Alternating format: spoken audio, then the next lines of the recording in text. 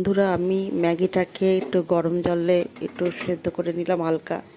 তারপরে এটাকে আমি ঝুড়িতে ঢেলে দিলাম। ঝুড়িতে ঢেলে দিয়ে এবার আমি কড়াইটাকে গ্যাসে বসিয়ে দিয়েছি। এবার আমি ম্যাগিটাকে ভালো করে জল দিয়ে ধুয়ে নিচ্ছি, ধীরে ধীরে শক্ত থাকে। এবার আমি কড়াইতে তেল দিয়ে পেঁয়াজগুলো দিলাম। পেঁয়াজগুলো একটু ভাজা ভাজা করে নিলাম।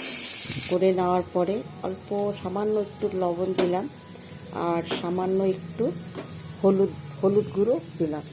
এবার দিয়ে এটাকে নেড়ে ঠেড়ে আবার ম্যাগিটাকে দিয়ে দিলাম।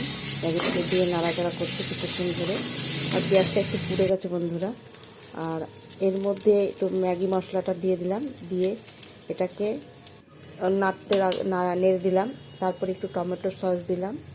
টমেটো সসটা দিয়ে ভালো করে নেড়ে ওটাকে মিশিয়ে দিলাম ম্যাগির সাথে। আর ওটা মিশে গেছে আর তৈরি হয়ে গেছে আমার ম্যাগি। আর কেমন হয়েছে